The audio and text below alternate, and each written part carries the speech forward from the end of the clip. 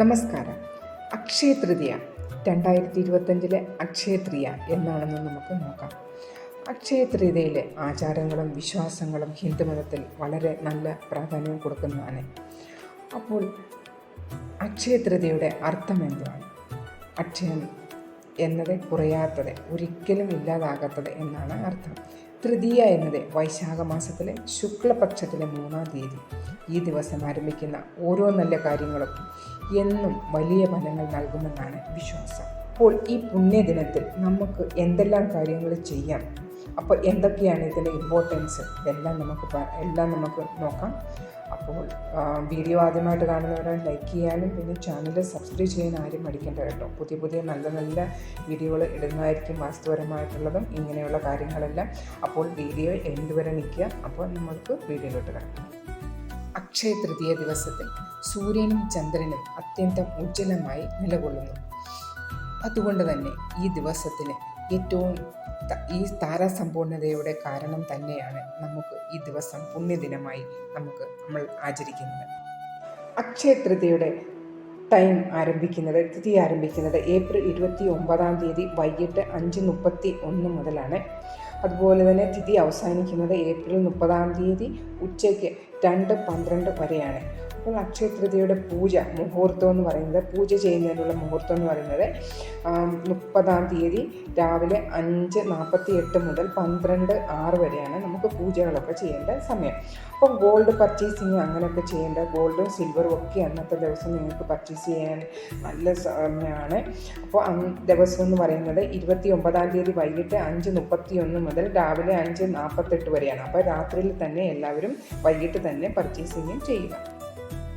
ഈ ദിവസം മുഹൂർത്തം നോക്കാതെ തന്നെ നിങ്ങൾക്ക് വിവാഹം കഴിക്കുന്നതിനും അതുപോലെ തന്നെ പുതിയ വീടുകൾ നിങ്ങൾക്ക് നിർമ്മിക്കുന്നതിനും അതുപോലെ തന്നെ സ്വർണം, വെള്ളി ആഭരണങ്ങൾ, പിന്നെ വേറെ എന്തെങ്കിലും പൂജാ റൂമിലെ സാധനങ്ങൾ എല്ലാം വാങ്ങിക്കുന്നതിനും നല്ല ദിവസം തന്നെയാണ്.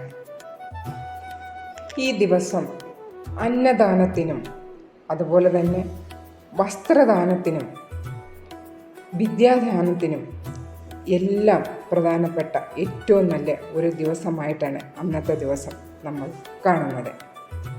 ഈ ദിവസം ഭഗവാൻ വിഷ്ണുവിനും ലക്ഷ്മി ദേവിക്കും പ്രത്യേക പൂജകളും ചെയ്യാം. ശ്രീ വിഷ്ണുവിൻ്റെ 6ാമത്തെ അവതാരമായ പരശുരാമൻ ജനിച്ച ദിവസം ഈ ദിവസമാണ്. ഗംഗാദേവി ഈ ഭൂമിയിലെത്തിയ ദിവസവും ഈ അക്ഷയ തൃതീയ ദിവസത്തിൽ തന്നെയാണ്. ജൈനമതത്തിൽ ആദി തീർത്ഥങ്കരനായ ഋഷഭദേവൻ 1 വർഷം നിരാഹാരവ്രതം കഴിഞ്ഞ് ശേഷം ഇന്നത്തെ ദിവസമാണ്, തൃതീയ ദിവസമാണ് ആഹാരം കഴിക്കാൻ തുടങ്ങിയത്, വാരണ വീടിയത്. ശ്രീകൃഷ്ണൻ്റെ ബാലസുഹൃത്തും ഭക്തനുമായ സുദാമ അദ്ദേഹത്തെ കാണാൻ ദ്വാരികയിലെത്തിയ ദിവസം.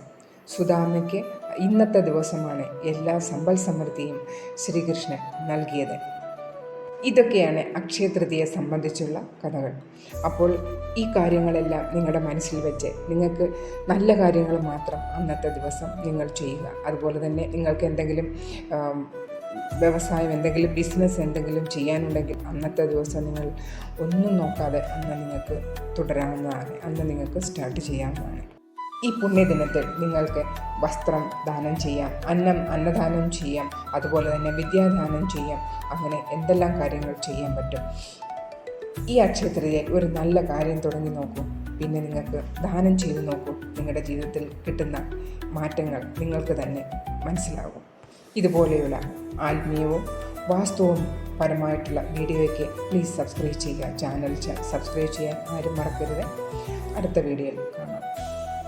വീഡിയോ വാച്ച് ചെയ്യാൻ വന്ന എല്ലാവർക്കും നന്ദി, നമസ്കാരം.